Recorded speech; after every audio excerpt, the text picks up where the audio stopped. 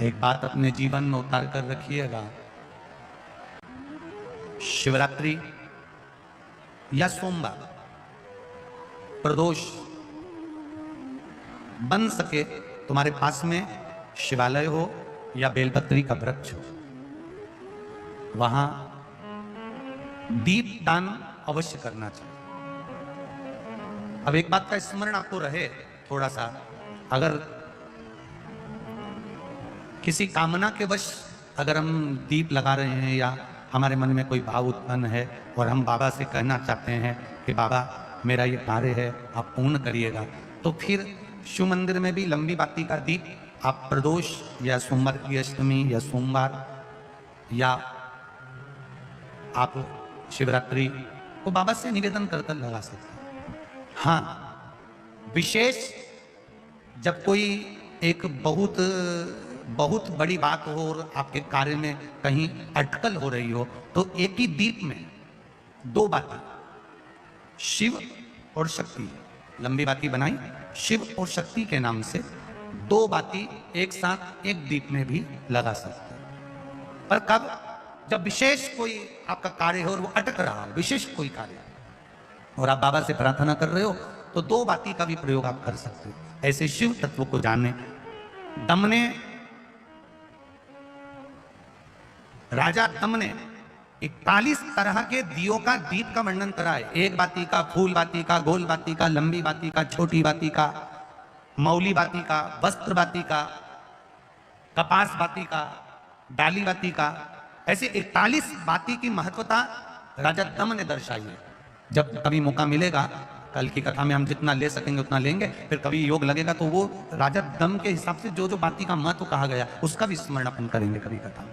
अगर लक्ष्मी नहीं आई, किसी कारणवश कोई कार्य ऐसा हो गया हो कि आप बहुत मेहनत कर रहे हो, सफलता नहीं मिल रही हो, लक्ष्मी प्रवेश नहीं कर रही हो, तो महाराज बेल का जो फल होता है, उस फल के अंदर का जो गुर्दा होता है, बेल के फल का अंदर का जो भाग होता है गुर्दा, उसको लेकर घर पर आओ और सुखा लो। सुखाने के बाद उसको जलाओ, जलाकर उसकी भस्म तैयार करो। उस भस्म को अच्छा बढ़िया पीस लो, पीस कर कपड़े से छान लो महाराज। उसको छान कर जब आप शंकर भगवान का पूजन करने के लिए शिव मंदिर में जाएं महाराज, किसी भी 5 प्रदोष या 5 सोमवार, उस पत्र में बहन जी ने लिखा कि शिव महापुराण का मतलब क्या होता है। चलिए उपास का मतलब बताओ। खाना छोड़ देना व्रत नहीं है, दूसरे का धन छुड़ाकर खाना छोड़ देना व्रत है। शिक्षा दे देना, किसी को चिकित्सा की जरूरत है उसकी चिकित्सा में थोड़ा सा धन लगा देना, कोई रोते हुए की आंख के आंसुओं को पोंछ देना, किसी के दुख में खड़े होकर उसको खुशियां प्रदान कर देना, ये दुनिया का सबसे बड़ा व्रत है, सबसे बड़ी साधना, सबसे बड़ा मन साफ है तो सारी गलतियां माफ है, और अगर मन ही साफ नहीं है तो गलती कौन माफ करेगा भाई। हम भी तो अपनी जिंदगी में एक नियम बना सकते हैं कि मैं श्री शिवाय नमस्तुभ्यम का जाप करूंगी। मेरी कॉलोनी में कोई शंकर जी का मंदिर है, हम 5-10 महिलाएं प्रत्येक सोमवार को 10 मिनट बैठेंगी, शाम के समय प्रदोष काल में 6 बजे 6:30 बजे बैठेंगे, 6:45 बजे 15 मिनट बाद उठ जाएंगे, श्री शिवाय नमस्तुभ्यम का जाप करेंगे, शंकर जी को भोग लगाएंगे। अगर एक हफ्ते में 5 सोमवार पढ़ते हैं तो 5 महिलाएं अपना नियम बना ले कि आज का प्रसाद थोड़ा सा, कुछ भी शक्कर, खड़ी शक्कर, कुछ भी मैं लेके आऊंगी, मैं भोग लगाएंगे, अपन 5 मिलकर श्री शिवाय नमस्तुभ्यम जपेंगे, प्रसाद बांट देंगे, अपने घर चले जाएंगे। ज्यादा ढोंग प्रपंच नहीं, दिखावा नहीं, तो एक नियम। हमारे नजदीक में शंकर जी का मंदिर है, हफ्ते में एक बार नियम बनाएंगे, उस मंदिर में सफाई करेंगे। हफ्ते में एक बार नियम बनाएंगे, अपने नजदीक के शंकर के मंदिर को साफ करेंगे, क्लीन करेंगे। एक नियम अपने अंदर बनाओ शिव के।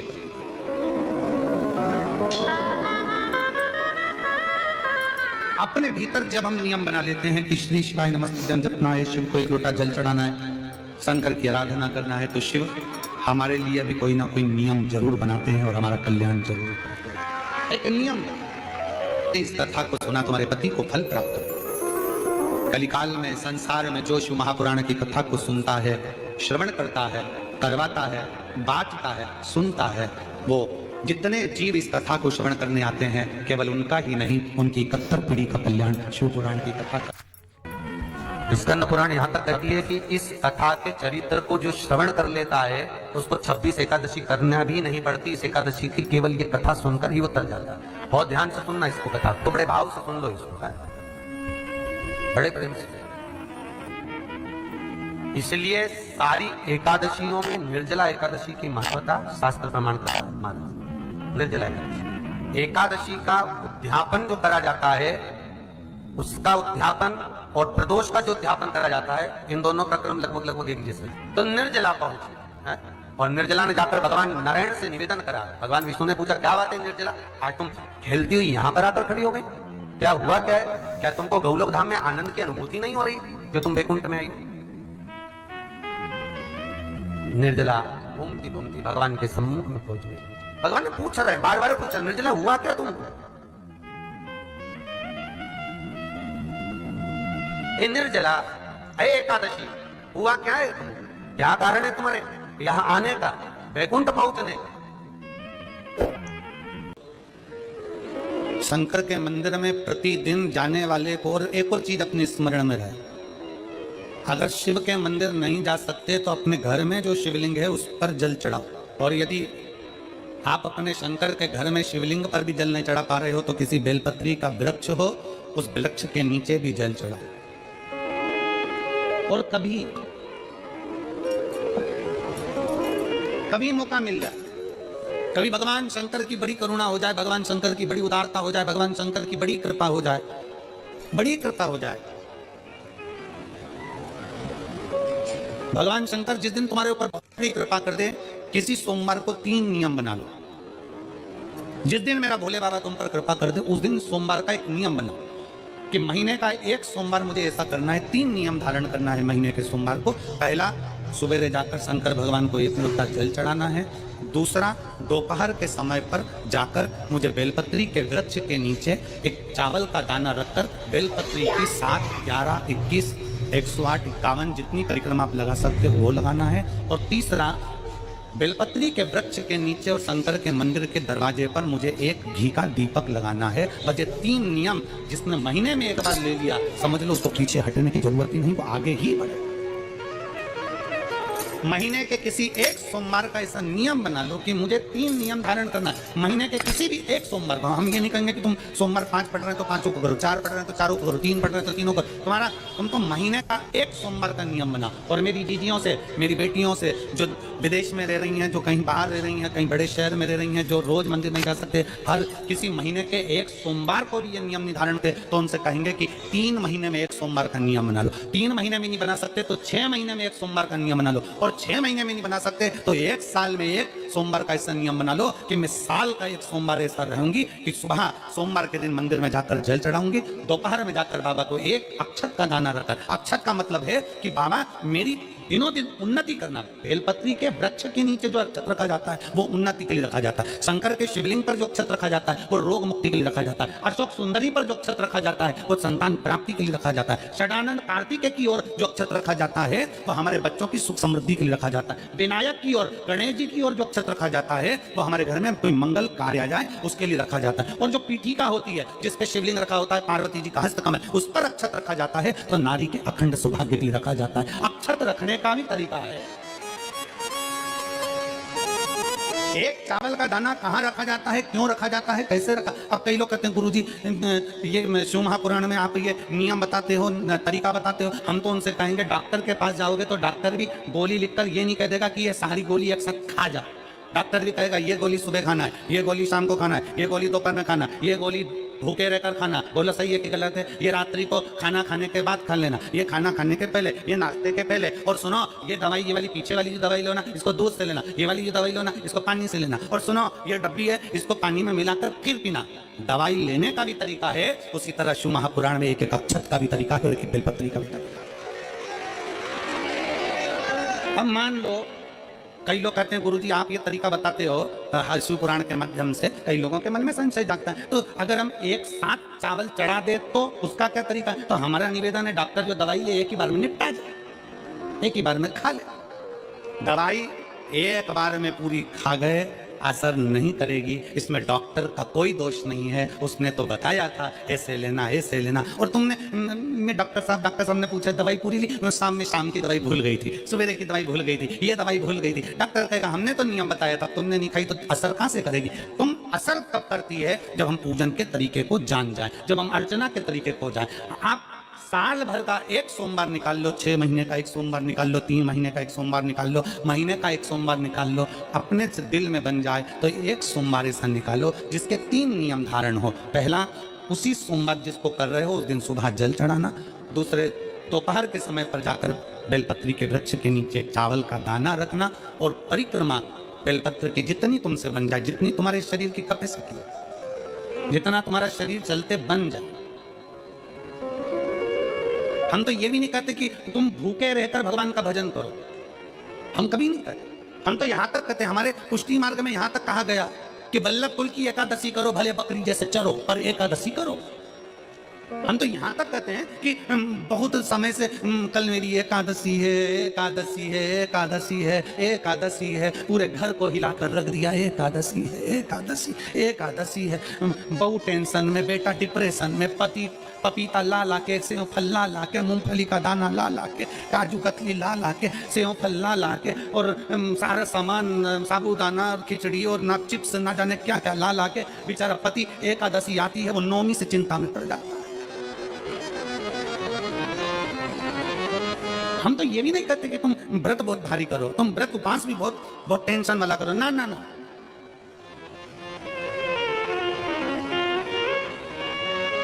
अपने को व्रत उपास भी इतना बहुत भूखे रह रहे हो, बहुत प्यासे रह रहे हो, और मालूम पड़े कि भगवान हमें मिलेगा, भगवान हमें मिलेगा। भगवान कहता है कि देख भाई, मैं भी भूखा नहीं रहता, तू भी भूखा मत रहे, मैं भी चकाचक रहता हूँ, तू भी चकाचक रहे, मैं भी अपने। और भगवान शंकर तो ये भी कहते हैं कि अपना परिवार मत छोड़ो। मेरे पास में पार्वती भी, एक ही देवता है जो बिग फैमिली मंदिर में बैठता है।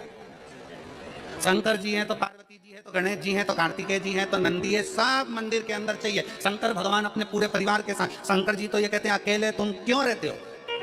शिव जी की एक बात अपने ध्यान में रखना, कितनी सुंदर बात है शंकर भगवान की, बहुत ध्यान में रखिएगा। आप जौहरी नहीं हो, हीरे को नहीं परख सकते। हम भी जौहरी नहीं है, हम हीरा को नहीं समझ सकते। पर भगवान शंकर ने पृथ्वी पर जिसको जन्म दिया उसको जौहरी बनाकर पैदा किया है, उसको जौहरी बनाकर भेजा है कि आप भले हीरा को न समझो चलेगा, पर अपने नजदीक में कोई दुखी है तो उसकी पीड़ा को जरूर समझना। भगवान शंकर कहते हैं उसकी पीड़ा का स्मरण रखना।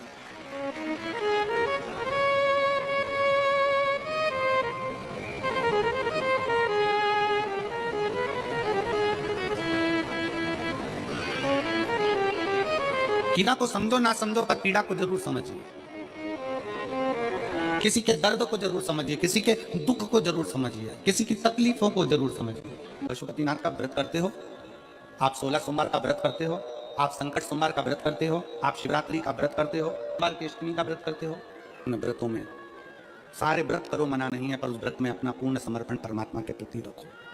केवल खाना छोड़ा है, अन्न छोड़ा है, भोजन छोड़ा है, और दिन में सुबह से लेकर शाम तक 2-3 बार तुमने कुछ ना कुछ पाया है, वो व्रत हो सकता है आपकी दृष्टि में। पर हमारी दृष्टि में व्रत कौन सा है? शिव महापुराण की कथा करती है कि सवेरे आपका व्रत चालू हुआ, दूसरे दिन ब्रह्म मुहूर्त तक जो आपका व्रत आपने रखा है, भगवान का जो व्रत कर रहे हो, उस व्रत में एक बात अपने अंदर उतार कर रखो कि इस दिन मैं अपने मोबाइल का त्याग करती हूँ, पूरे दिन मैं मैसेज नहीं पढ़ूंगी, मैं देखूंगी नहीं, मैं अपशब्द नहीं कहूंगी, मैं जानूंगी। दूसरा, आज के दिन मेरा व्रत है। आज 1 महीने में, 15 दिन में, 2 दिन में, 20 दिन में मैंने अगर किसी से भी अपशब्द कहा होगा, आड़ा टेढ़ा कहा होगा, तो सबसे पहले आज व्रत वाले दिन मैं उसको सॉरी कहूंगी, क्षमा मांगूंगी और अपने हृदय से लगाने का प्रयास करूंगी। व्रत है। व्रत का तीसरा अंश, आज मेरा व्रत है, मैं आज के दिन किसी को भी अपशब्द नहीं बोलूंगी, किसी के लिए आड़ा टेढ़ा नहीं बोलूंगा। आज जितना बन सकेगा मैं सात्विक जीवन जीऊंगा। चौथा, आज मेरा व्रत है, आज के दिन मैं झूठ नहीं बोलूंगी, ना झूठ बोलूंगा सुबह से लेकर शाम तक। और 5वां, आज व्रत वाला दिन है, जितना फलार मैं करूंगी उसका पैसा जोड़ूंगी कि 15 रुपए का मैंने साबुदाना खाया, 10 रुपए का बटाटा खाया, ये खाया वो खाया, सारा हिसाब लगाकर 55, 60, 70 रुपए जितने होते हैं उसमें से एक अंश निकालकर मैं उसका एक भाग किसी गौशाला में जाकर गाय को चारा जरूर दूंगी। आपका व्रत, आपकी साधना, आपका तप, आपका बल, आप कैसा कर रहे हैं? केवल भूखे रहने पर भगवत तक की प्राप्ति नहीं होती। शिव महापुराण की कथा कहती है कि भूखे रहने से भगवान की प्राप्ति नहीं होती। शिव पुराण की कथा कहती है भगवान को पाने की भूख बढ़ाने से भगवान की प्राप्ति होती है। भीतर से परमात्मा को पाने की भूख बढ़ाई, भगवान को पाने की भूख बढ़ाओ भीतर से।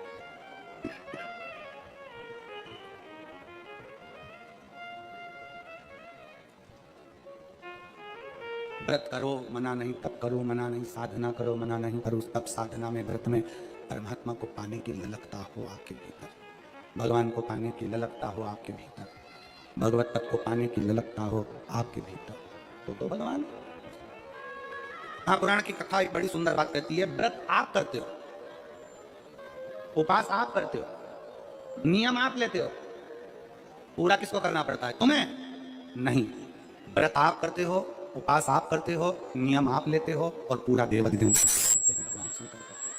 बस इतना जरूर याद रखें कि जैसे कुछ प्राप्त हो भी गया तो शिव को धन्यवाद देकर शंकर के दरवाजे पर जाते रहना, यह हमारा कर्तव्य है।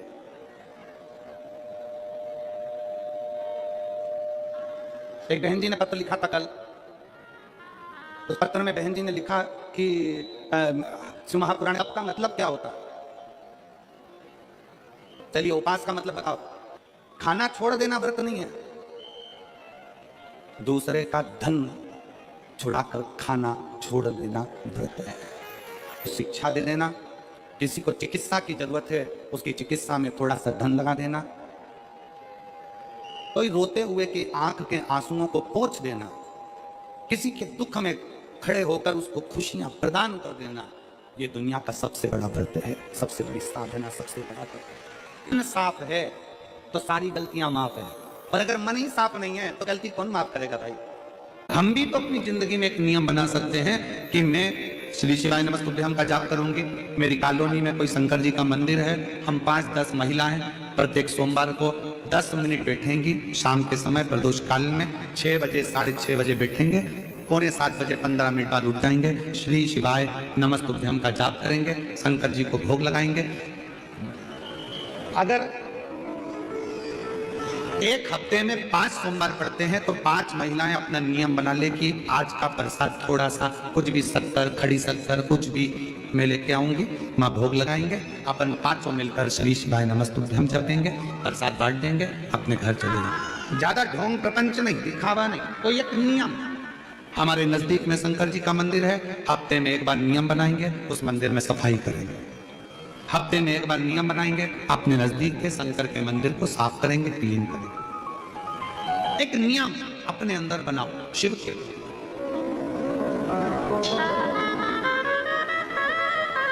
अपने भीतर जब हम नियम बना लेते हैं कि श्री शिवाय नमस्तुभ्यम जपना है, शिव को एक लोटा जल चढ़ाना है, शंकर की आराधना करना है, तो शिव हमारे लिए भी कोई ना कोई नियम जरूर बनाते हैं और हमारा कल्याण जरूर करते हैं।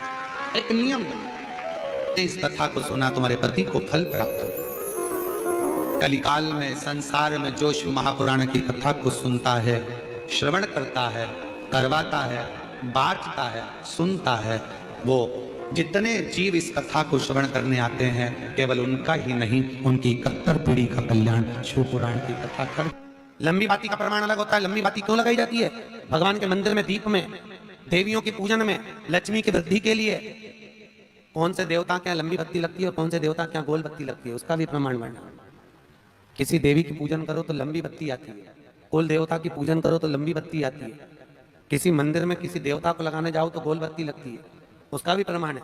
लंबी बत्ती जहाँ लगाई है, अगर लक्ष्मी के सामने लगाई है तो लक्ष्मी की लंबाई बढ़ती है, लक्ष्मी की वृद्धि बढ़ती है। अगर कुल देवता के नाम की लगाई है तो वंश की वृद्धि होती है। इसलिए हमारे यहाँ अमावस्या पूनम को जो पाटे वाटे भराते हैं उसमें गोल बत्ती नहीं लंबी लगाई जाती है, जिससे हमारा वंश बढ़ा। नवरात्रि में देवी जी की जो बाती लगाई जाती है वो लंबी लगाई जाती है, गोल नहीं। क्यों? क्योंकि जिससे माँ हम पर कृपा बना कर रखे, हमारा वंश खूब बढ़े, हमारे यहाँ लक्ष्मी की वृद्धि हो।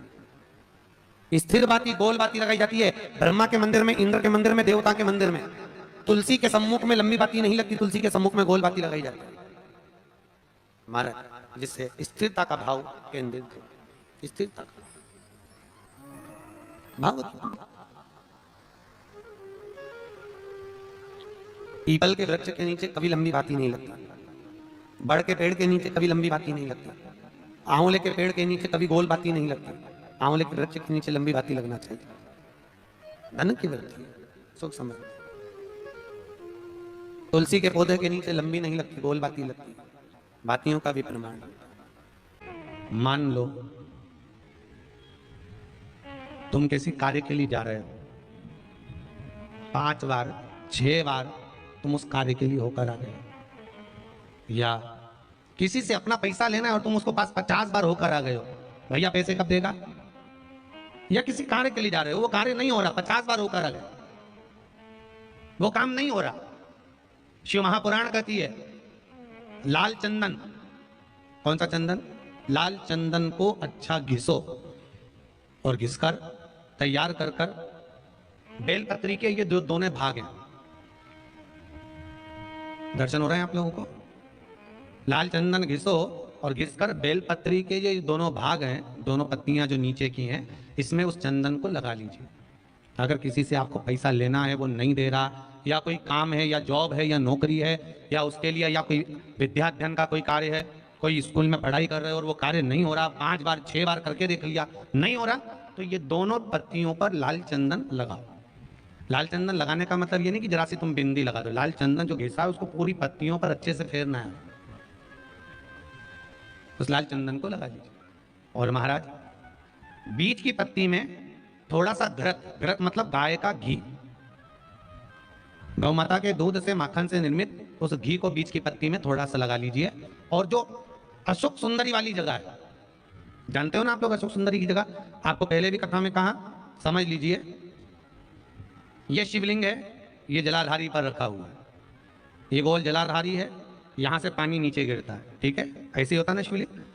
तो शंकर भगवान का पूरा परिवार शिवलिंग के आसपास में होता है। शंकर भगवान के 13 बच्चे हैं। कितने बच्चे हैं शिव जी के?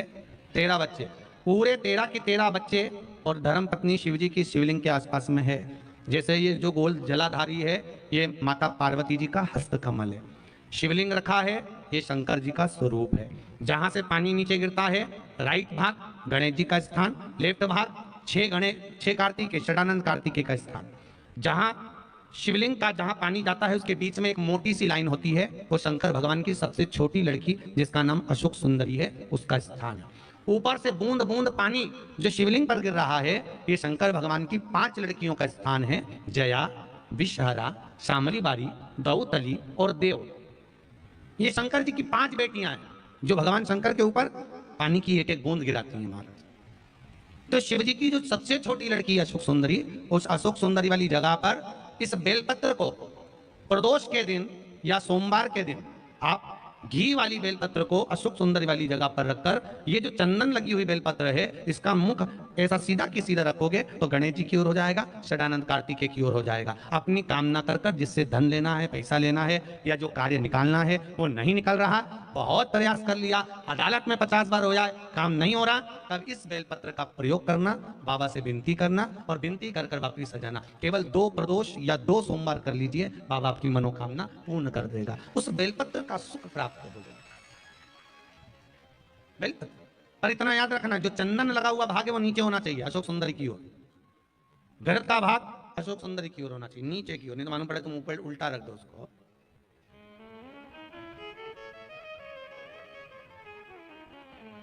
शिव स्मरण में यही चीज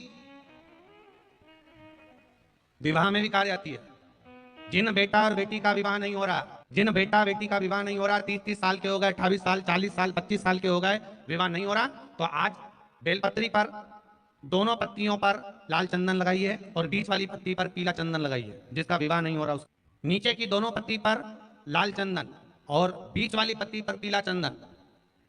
महाराज पीला चंदन लगाने के बाद में जो लाल चंदन है उस लाल चंदन से 7 बिंदी पीले चंदन वाली पत्ती पर लगवा दीजिए। जिस लड़का लड़की का विवाह नहीं हो रहा उससे लाल चंदन की 7 बिंदी लगवा दीजिए और लगवाकर जहां पर अशोक सुंदरी का स्थान है वहां पर उस बेलपत्री को उसका नाम और गोत्र बोलकर, जिस व्यक्ति का विवाह नहीं हो रहा नाम और गोत्र बोलकर आज रात्रि के समय पर या आज शाम के समय पर उस बेलपत्र को भगवान शंकर की अशोक सुंदरी की जगह पर चढ़ा दो और बाबा से विनती कर लो, बाबा मेरा मंगल विवाह हो, ऐसा निवेदन कर लो। 3 महीने के अंदर विवाह पक्का, भगवान विवाह पक्का करा ही दे।